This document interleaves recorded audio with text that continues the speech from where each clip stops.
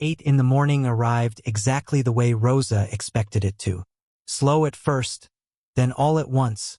The kind of morning that refuses to announce itself until you are already standing in the middle of it with no way back out. She had not slept well, despite the alarm going off at 5 the way it always did. She had lain awake most of the night replaying the sound of Marco's voice on the phone, the particular weight behind the word sorry, the 3 words on that unknown number still sitting unanswered on her nightstand. Stay home tomorrow. She had read them so many times the words had started to look strange to her. Foreign, like they belonged to a different language entirely. She drove to Tribeca in the gray early light with her hands steady on the wheel and her mind anything but steady underneath. The building looked the same as it always did, brick worn to that deep reddish brown. But today it felt different standing in front of it. Heavier, somehow, like the walls themselves knew something she did not. 2 men waited at the entrance instead of 1, the same as the last several weeks. They nodded her through without a word, though she noticed one of them glance past her toward the street twice while she walked to the door, a habit she recognized now as checking for something rather than simple politeness. Elena met her at the freight elevator, her usual composed expression pulled tighter than Rosa had seen it before. He is in his office, Elena said. Not the kitchen. 3rd floor. Rosa had never been to the 3rd floor. In 6 weeks of Wednesday deliveries she had known exactly 2 rooms in this building, the kitchen and the small waiting room where Marco had first offered her the standing arrangement. The 3rd floor felt like crossing into territory she had not been invited to see, and something about that crossing made her pulse pick up in a way that had nothing to do with excitement. The elevator opened onto a hallway lined with dark wood paneling, quieter than the rest of the building, the kind of quiet that comes from thick walls and careful soundproofing rather than simple emptiness. Elena led her to a heavy door at the end of the hall and knocked twice before opening it. Marco stood at a window that faced the street below, his back to the door, still in the same dark gray shirt from the day before, as if he had not slept either. He turned when he heard them enter, and Rosa felt the air in the room shift the way it had the very first time she saw him in that ballroom, though for a different reason entirely this time. There was nothing careful about his expression now.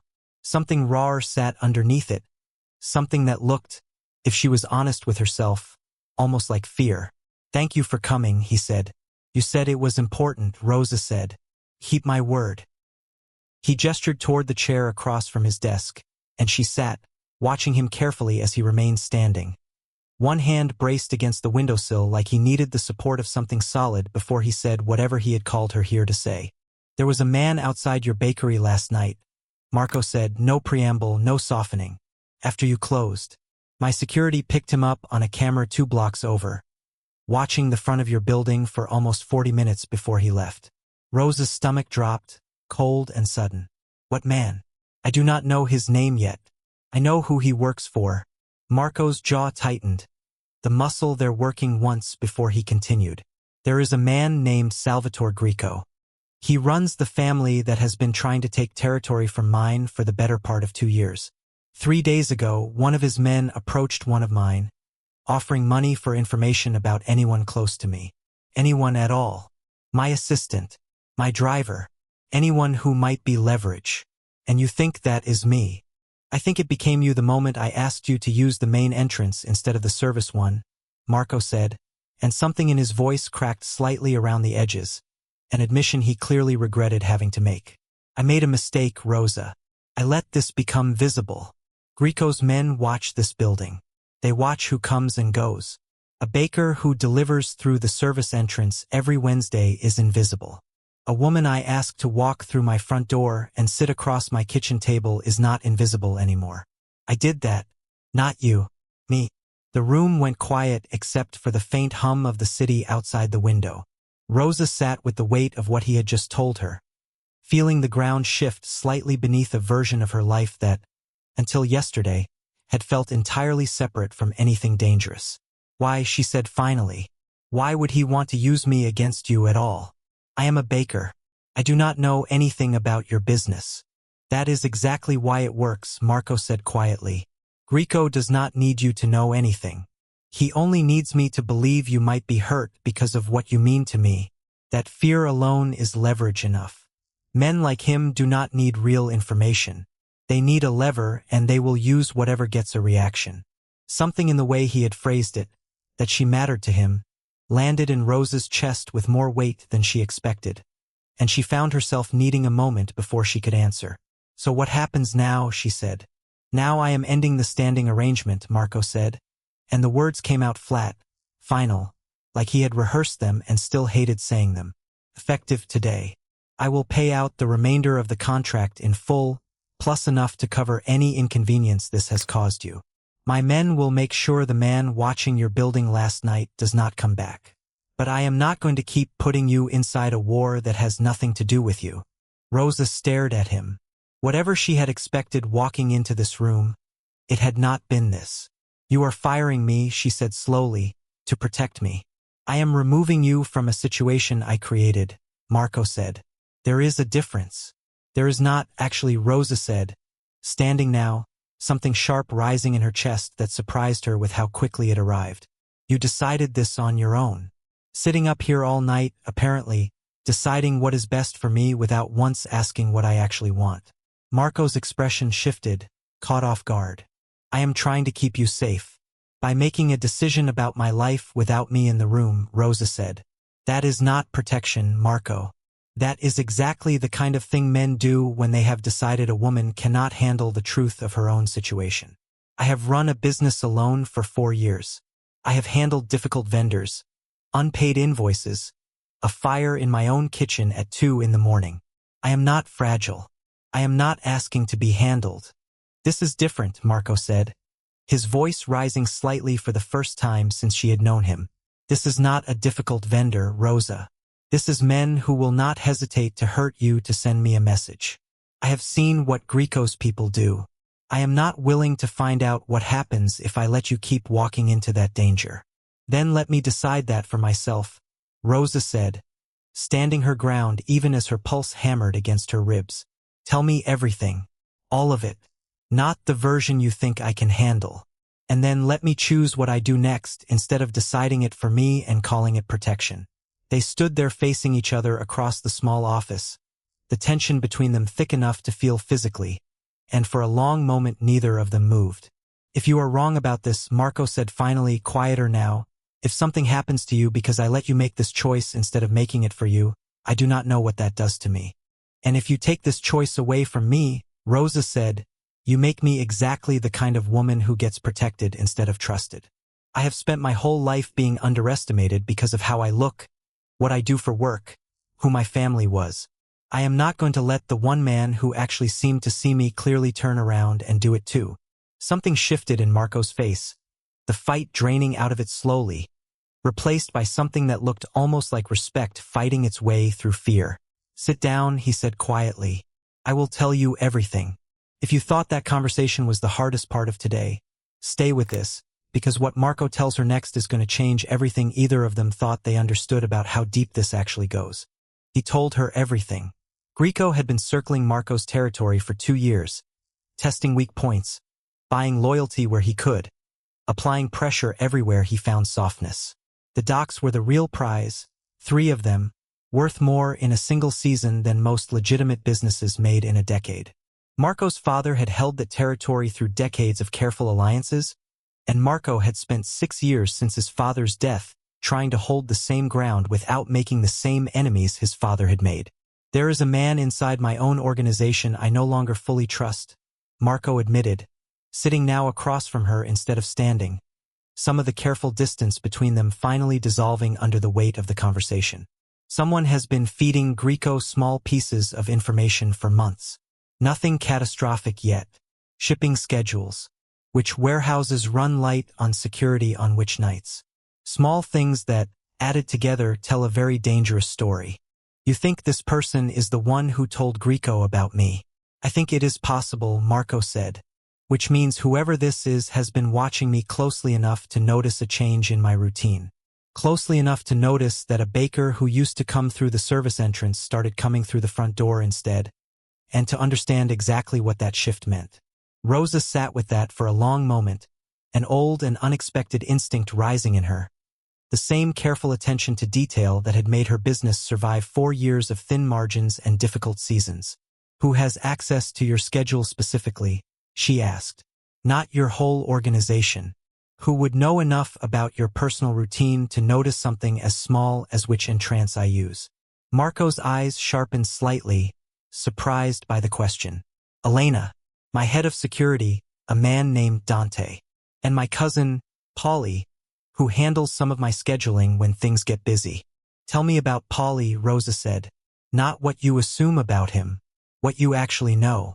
Marco was quiet for a moment, clearly turning the question over with more seriousness than he had expected to give it. He has been distracted lately, missing details he never used to miss. I assumed it was personal, some trouble with his wife, maybe money problems.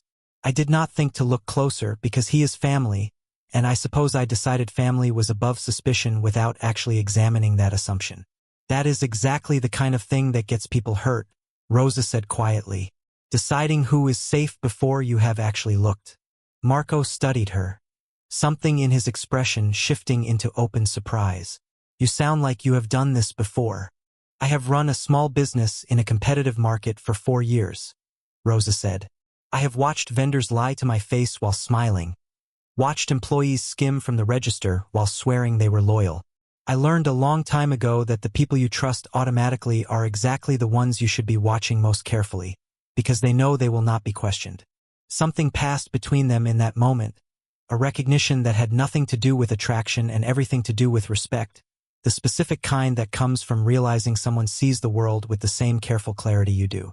I want to look into Polly, Marco said slowly, quietly, before I say anything to anyone else. Then do that, Rosa said, and let me stay part of this conversation while you do it. Not because I want to be involved in your business. Because I refuse to be a woman waiting quietly at home while decisions get made about my own safety without my input. Marco was quiet for a long moment, weighing something behind his dark eyes that Rosa could not fully read. If I let you stay close to this, he said finally, and something happens to you, I will never forgive myself. And if you push me away to protect me, Rosa said, and something happens to me anyway because I did not understand what I was walking into unprotected, whose fault is that instead? He had no answer for that, which told her more than any answer could have. They spent the rest of that morning working through what Marco knew. Rosa asking questions with the same patient, unhurried attention she gave every hesitant client who sat across her table wanting to know a truth they were half afraid to hear. By noon, a picture had started to form, incomplete but troubling, of a cousin under financial pressure Marco had not fully understood. A series of small inconsistencies in scheduling that Rosa's careful questions had pulled into sharper focus than Marco had managed alone in months of vague unease. Elena brought in coffee around 11, setting 2 cups down without a word before retreating to the doorway, hovering there a moment longer than strictly necessary. Something else, Marco said, noticing her hesitation. Only that I have worked for this family for 9 years, Elena said carefully, and I have never once seen you let anyone into a room like this. Whatever she is doing, it is working. I thought you should hear that from someone other than yourself. She left before Marco could respond, and Rosa watched something shift across his face. A quiet vulnerability he clearly was not accustomed to showing in front of his own staff. She does not say things like that lightly, Marco said, almost to himself. Then maybe you should listen to her the same way you are learning to listen to me, Rosa said, and he huffed out something close to a laugh, the tension in his shoulders easing fractionally for the first time all morning. You are good at this, Marco said, watching her work through a timeline she had sketched on a notepad from his desk. Genuinely good. Not just cake decorating good. This kind of good. I read people for a living, Rosa said, not looking up from the notepad. Every wedding client who comes to me swearing they know exactly what they want is actually telling me, in 100 small ways, what they are actually afraid of. You learn to listen for the gap between what people say and what their hands are doing while they say it. Marco watched her for a long moment, something warm moving behind the tension still sitting in his shoulders. My father used to say something like that, about reading a room instead of listening to it. Your father sounds like he understood something most people never bother learning, Rosa said. He would have liked you, Marco said quietly. That is not something I say lightly. He did not like most people. Something in Rosa's chest shifted at that, warm and unexpected, and for a moment the danger sitting underneath this entire conversation faded slightly into the background. replaced by the simple fact of two people sitting across a desk from each other, genuinely seeing one another clearly for the first time. She set down the notepad and looked at him properly. "Tell me about him. Your father." Marco was quiet for a moment, clearly weighing how much of himself to hand over in the middle of a morning already heavy with danger. "He built this from almost nothing," he said finally. "Came up through the docks as a laborer before he ever ran anything.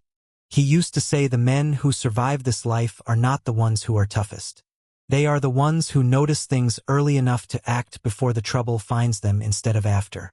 "He sounds like he would have approved of exactly what we are doing right now," Rosa said. "He would have approved of you noticing what I missed," Marco said. "He was not always generous with approval, but he respected competence more than almost anything else." "Is that why you did not want me involved?" Rosa asked carefully. "Not because you thought I was incompetent. Because you were afraid of exactly how competent I would turn out to be, and what that would mean for how much you needed me." Marco looked at her for a long moment, something raw crossing his face before he could smooth it back into careful control. "That might be more accurate than I want to admit," he said quietly. "I have spent 6 years being the only person in every room whose judgment I fully trusted. It is disorienting, trusting someone else's read on something this dangerous. Disorienting, and considerably more of a relief than I expected it to be." The moment did not last. Elena knocked sharply on the door and entered without waiting for a response. Her expression tighter than Rosa had seen it all morning. "Dante needs you downstairs immediately," Elena said to Marco. "There has been a development." Marco stood immediately, the warmth from a moment ago replaced by the same controlled tension Rosa had seen the very first time she watched him cross that ballroom. "Stay here," he said to Rosa. "Please. I will be back as soon as I can." "Marco," Rosa said, standing too. "Tell me what is happening." He hesitated at the door, weighing something quickly behind his eyes. "Paulie left the building 40 minutes ago without telling anyone where he was going. Dante just picked up his car on a traffic camera 2 blocks from here, parked outside a building Greco uses for meetings." The words landed heavy in the quiet office. Rosa felt her pulse spike, understanding immediately what that meant, even without Marco spelling it out further. "He is meeting with them right now," she said. "I do not know that yet," Marco said. "I need to find out before I decide what it means." "Then let me help you decide," Rosa said, already moving toward the door beside him. "You cannot read this the way I can. You are too close to him. You want to believe there is an innocent explanation, and that wanting is going to slow you down at exactly the moment you cannot afford to be slow." Marco stopped, looking at her with an expression caught somewhere between frustration and something that looked, unmistakably, like trust beginning to override his instinct to protect her by shutting her out. "If this goes wrong," he said quietly, "I need you somewhere safe. Not in the room when we find out what Paulie has actually been doing." "I am not asking to be in the room," Rosa said. "I am asking to help you understand what you are looking at once you are in it. There is a difference between being present for danger and being useful from somewhere safe. Let me be useful." He studied her for one long moment, something settling behind his eyes that had not been there when this conversation started. "Okay," he said finally. "Downstairs. You watch through the security feed with Elena. You tell me what you see. That is all I am asking, and that is all I am willing to risk." Before they left the office, Marco paused at the door, turning back to her with something hesitant crossing his face, unusual for a man who otherwise moved through the world with such careful certainty. "Whatever happens downstairs," he said quietly, "I need you to know that this morning changed something for me. Watching you work through Paulie's situation, watching you see things I could not see because I was too close to it. I have spent 6 years convincing myself that needing help was a weakness I could not afford to show. You made that feel less true in about 4 hours than 6 years of therapy probably would have managed." Rosa felt something warm settle in her chest despite the tension crowding the edges of the day. "I am not trying to fix you, Marco. I am trying to be someone you do not have to carry everything alone in front of." "That might be the same thing," he said, "for someone like me." She reached up and touched his jaw lightly, the same gesture she used sometimes with nervous clients who needed to be brought gently back into the present moment. "Then let it be the same thing. We do not have time to untangle the difference right now anyway." Something in his expression softened further, and for just a moment the weight of Greco and Polly and everything threatening to close in around them faded into something quieter, more private. He turned his head slightly, pressing a brief kiss to her palm before straightening, the careful control settling back over his features as they moved toward the door. After this is resolved, he said, his voice rougher than it had been a moment ago, I want an actual conversation with you. Not about Greco, not about danger, about what this is becoming and what you want it to become. After this is resolved, Rosa agreed, I will hold you to that. They moved quickly down to the security office on the second floor, a small room lined with monitors that Rosa had never known existed inside this building she had visited every Wednesday for 6 weeks. Dante stood over the main screen, tension radiating off him as he pulled up footage from a camera positioned outside the building 2 blocks away. The footage showed Polly's car parked at the curb, Polly himself standing near the entrance of a nondescript building, speaking with a man Rosa did not recognize, but whose posture alone told her everything she needed to know. Careful, controlled, the particular stillness of someone accustomed to being obeyed rather than questioned. That is one of Greco's lieutenants, Marco said grimly, watching the screen. Confirmed. Rosa studied the footage carefully, the same attention she gave every hesitant hand across her reading table, watching not the words she could not hear but the specific language of 2 bodies negotiating something. Polly's shoulders were tight, defensive. His hands moved too much, an unconscious tell she recognized instantly from 100 nervous clients over the years. He is not comfortable, Rosa said quietly. Watch his hands. That is not the posture of a man confidently betraying his family. That is the posture of someone who feels cornered into something he does not actually want to be doing. Marco looked at her sharply. Meaning I do not think Polly sold you out because he wanted to, Rosa said. I think something got him into a position where he felt he had no other choice. Watch how he keeps glancing back toward his own car. He is not meeting a partner. He is meeting someone he is afraid of. Dante leaned in closer to the screen, reassessing the footage with new attention. She might be right, boss. That is not the body language of a willing informant. Marco was quiet for a long moment, watching his cousin on the screen with an expression that had shifted from cold fury into something more complicated, something closer to concern layered under caution. If Greco is forcing him into this, Marco said slowly, that changes everything about how I handle it. I cannot simply cut him loose if he is being coerced.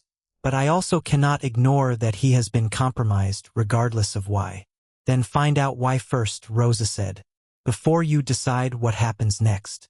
The same way you would have found out about me if you had actually asked instead of deciding on your own what protecting me required. Marco looked at her, something passing behind his eyes that acknowledged the parallel she had just drawn between his cousin and his own decision that morning to shut her out for her own protection. You are not wrong, he said quietly, about either thing. That evening, Rosa was still at the building when Marco's men brought Polly in quietly, without confrontation, without the show of force that might have escalated whatever fear had already been driving him toward Greco's people. Rosa waited in Elena's small office down the hall while Marco spoke with his cousin alone.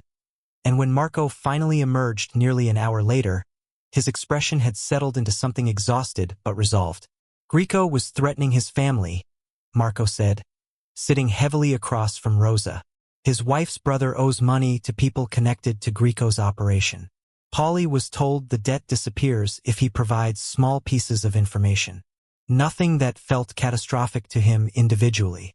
He convinced himself it was manageable until it clearly was not. What happens to him now? Rosa asked. He stays, Marco said, under closer watch with the debt paid off through channels that do not involve Greco at all, and with a very clear understanding that this does not happen again. He made a mistake under pressure. That is different from betrayal for its own sake. I am not going to treat it the same way. Rosa felt something ease in her chest, watching him make that distinction with the same careful attention she had tried to teach him to apply that morning. You listened, she said quietly. Actually listened instead of reacting the way your instinct wanted you to. I had good guidance, Marco said, something warm finally breaking through the exhaustion in his voice. I am not sure I would have caught any of this without you in that room today. They sat in comfortable silence for a moment, the danger of the day finally settling into something more manageable. Though Rosa understood clearly that Greco himself remained a threat that had not gone away simply because Polly's role in it had been resolved. Elena appeared in the doorway a while later, a folder in her hands and an expression that told Rosa a new problem had already arrived to replace the one they had just finished solving. "Dante wants you to see this before you go any further tonight," Elena said, handing Marco the folder. Greco's people were seen near the docks again this afternoon. Different men this time, not the ones who met with Polly. Marco opened the folder, scanning the contents with the particular stillness Rosa had learned meant he was absorbing something serious. He passed it across to her without a word, and Rosa found herself looking at surveillance photographs, grainy but clear enough, of men she did not recognize standing near a warehouse gate, appearing to measure something, gesture toward specific points along the fence line. "They are scouting," Rosa said slowly, the same careful attention she gave every difficult client settling over the images. "Not meeting. Planning." "That is what Dante thinks too," Marco said grimly, "which means Polly's information, whatever damage it already did, may have given them enough to start moving towards something more direct than information gathering." Rosa studied the photographs longer, something in the specific positioning of the men catching her attention in a way she could not immediately name. "How many entrances does that warehouse have?" Marco glanced at Elena, who answered without hesitation, clearly having reviewed the layout dozens of times over the years. 3. Main gate, a side-loading door, and an emergency exit along the back fence line that is rarely used. "They are only photographed near 2 of them," Rosa said, spreading the images out across the desk. "The main gate and the side-loading door. Nobody near the back exit at all." Marco leaned forward, studying the images with new attention. "You think that is deliberate?" "I think if I were planning to move against a place I knew was heavily guarded, I would want my enemy focused on defending the entrances I intended to use," Rosa said. "And I would make sure nobody photographed near the entrance I actually planned to use myself, so that if the surveillance ever got noticed, it would point exactly where I wanted attention pointed instead of where the real danger actually was." Marco stared at her for a long moment, something shifting behind his eyes that looked almost like disbelief layered under genuine respect. "You think the back exit is the real target? I think it is worth having someone watch it quietly, instead of assuming the obvious entrances are the actual plan," Rosa said. "Greco did not build an operation large enough to threaten yours by doing the obvious thing every time." Marco turned to Elena. "Get Dante.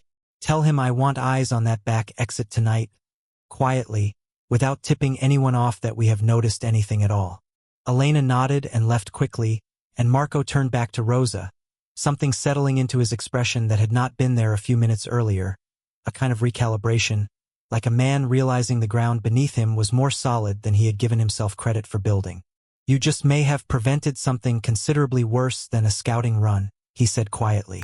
"I just asked the same question I ask every client who tells me a story that sounds too clean," Rosa said. "What are they not showing me?" That is the whole trick. It was never about magic or instinct. It is only ever about paying attention to the gaps. Marco reached across the desk and covered her hand with his, the gesture simple and grounding in a way that felt entirely separate from the danger crowding the edges of this conversation. "I keep thinking I understand exactly how much I need you in this," he said quietly, "and then you do something like this and I realize I still had not fully understood it at all." "Greco is not going to stop," she said, "even without Polly feeding him information." "No," Marco agreed. "He is not. Which means this is not over, and which means I meant what I said this morning about the danger being real. I still do not know how to reconcile that with wanting you nowhere near it." "Then do not reconcile it by deciding for me," Rosa said, reaching across the small space between them to rest her hand over his. "Reconcile it by trusting me to decide how much of this I am willing to carry alongside you. I am not asking you to make this easy or safe. I am asking you to let me choose it with open eyes instead of choosing it for me with good intentions." Marco turned his hand over beneath hers, lacing their fingers together with a slowness that felt like a question he was still working up the courage to ask out loud. "I do not know how to do this," he admitted quietly, wanting someone safe and also wanting them to have a say in their own danger. Those two things feel like they are pulling in opposite directions inside me. They are not opposites, Rosa said. They are the same thing if you do it right. Wanting me safe means trusting me enough to help me stay that way, instead of deciding safety means keeping me blind. He looked at her for a long moment, something settling behind his eyes that looked, for the first time since she had known him, entirely unguarded. Stay tonight, he said quietly. Not because it is unsafe for you to go home, because I do not want tonight to end yet, and I am tired of pretending otherwise. Rosa felt her pulse quicken, not from fear this time, but from something warmer and considerably more complicated settling into the space between them. I told you this morning I do not like being handled, she said, a small smile finally breaking through the tension of the day.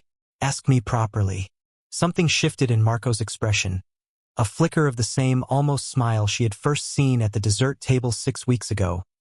There and gone in an instant, except this time it lingered a fraction longer before it faded. Rosa, he said, her name careful and deliberate in his mouth in a way it had never been before. Will you stay? Yes, she said simply and meant it completely. He did not lock the door that night out of any need to keep her contained. He locked it because for the first time in longer than either of them wanted to examine too closely, neither of them wanted anything from the outside world finding its way in before they were ready to face it again. The following morning, Rosa woke in an unfamiliar bed to the sound of the city outside, Marco already awake beside her, watching her with an expression she had never seen from him before, something unguarded and slightly disbelieving, like a man who had spent years certain that softness like this was not meant for someone who lived the way he did. You are staring, Rosa said, echoing words she did not yet know she would use again in the months ahead, though this was the first time. I am simply trying to memorize this, Marco said, in case it turns out to be the only morning like it I get. It will not be, Rosa said, with more certainty than she expected to feel this early in whatever this was becoming. I already told you. I do not go back on my word. He reached over and traced a slow line along her arm, something contemplative in his expression. I keep waiting for this to feel like a mistake, he admitted quietly. 6 years of building walls around every part of myself that could be used against me, and I let you in within 6 weeks. That should terrify me more than it does. Maybe it does not terrify you because some part of you already knew this was different, Rosa said. You did not let me in, Marco. You stopped being able to keep me out. There is a difference, and I think you know it. That is an uncomfortably accurate way of putting it, he said, something rueful in his voice. I read people for a living, Rosa reminded him, including you, apparently, whether you wanted me reading you or not. He laughed then, low and genuine, a sound she was quickly learning she wanted to hear far more often. My father would have called that dangerous. A woman who can see straight through you before you have finished deciding what to show her. Your father sounds like he would have respected it eventually, Rosa said. Even if it took him a while to admit it. He would have, Marco agreed. Eventually. He respected competence above almost everything else, and you have more of it than most of the men who have worked for me for a decade. Elena knocked gently on the door a few minutes later, a tray of coffee in her hands and a carefully neutral expression that told Rosa she had absolutely drawn her own conclusions about the night before and had no intention of commenting on them directly. There is a call for you, Elena said to Marco, setting the tray down. Greco's people. They want a meeting. The warmth in the room shifted instantly into something colder, more focused. Marco sat up fully, the softness from a moment ago replaced by the same controlled intensity Rosa had first seen across a crowded ballroom. Tell them I will respond within the hour, Marco said. Elena nodded and left, and Marco turned back to Rosa, something apologetic in his expression even as the danger of the day ahead settled visibly onto his shoulders. This is where it gets harder, he said quietly. Then we get through it together, Rosa said, sitting up beside him, steady in a way that surprised even herself. You do not get to decide otherwise this time. Marco was quiet for a moment, weighing something behind his eyes. A meeting request this direct is unusual for Greco, he said slowly. He prefers pressure applied from a distance. Scouting, small threats, information gathered through people like Polly. A direct request for a sit-down means something has changed on his end.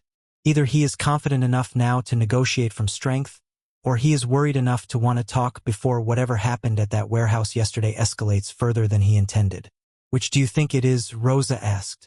I do not know yet, Marco admitted. That is exactly the problem. Grieco does not make moves without calculating exactly what he wants people to believe about his position. A meeting request could mean he thinks he already has the advantage and wants to formalize terms while he holds it. Or it could mean the opposite, that yesterday's scouting failure worried him more than he expected, and he wants to negotiate before I decide to escalate against him directly. Rosa considered that for a long moment, pulling her knees up and wrapping her arms around them, thinking it through with the same careful attention she gave every difficult reading. Then do not answer with certainty either, she said. Answer with enough ambiguity that he cannot tell which version of you is walking into that meeting. Let him wonder whether you already know more than you do. Marco looked at her, something sharpening behind his eyes. You are suggesting I bluff a man who has been circling my territory for 2 years. I am suggesting you stop letting him control every read of every situation. Rosa said. He has spent 2 years testing your reactions, learning exactly how you respond to pressure. Give him something different this time. Confidence he cannot explain. Let him spend the whole meeting trying to figure out what you know instead of you spending it trying to figure out what he wants. Something shifted in Marco's expression, calculation replacing some of the earlier tension. That is not how I have handled him before. Maybe that is exactly why he is still circling instead of backing off completely, Rosa said. You have been predictable, careful, controlled, exactly what a man in your position is supposed to be. Predictable men are easy to plan around. Marco was quiet for a long moment, turning that over with visible seriousness. Then something almost like the beginning of a real smile broke across his face. The first one Rosa had seen from him that carried no tension underneath it at all. You are dangerous, he said, in the very best possible way. I have been telling you that since the moment you sat down across my cards, Rosa said. You simply were not ready to hear it as a compliment yet. He kissed her then, brief and certain, before pulling back with the controlled focus of a man already reorganizing his entire strategy around a piece of advice he had not expected to need. I have to go make some calls, he said. Dante needs to know we are changing the approach. Elena needs to draft a response that says considerably less than it appears to say. Then go, Rosa said. I will be here when you get back. Whatever version of you walks out that door to handle Grieco, I want the version who walks back through it afterward to know I am not going anywhere in the meantime. Marco paused at the door, looking back at her with an expression that held equal parts gratitude and something that looked, unmistakably, like the beginning of trust settling into something more permanent than either of them had expected 6 weeks ago. If you did not see that call coming after everything else this morning already handed us, you are exactly where we want you, because Grieco is not finished, and neither is this story. Subscribe now because what he wants from Marco in that meeting is going to put everything either of them just built to the test.